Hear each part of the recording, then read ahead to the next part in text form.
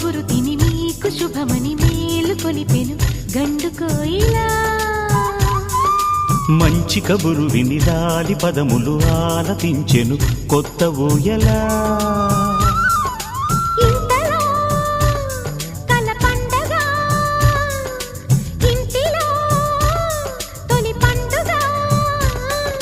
సింగారి సీతకు సీమంతమై సరికొత్త ఆశల వసంతమై మనసు మురిసిపోగా.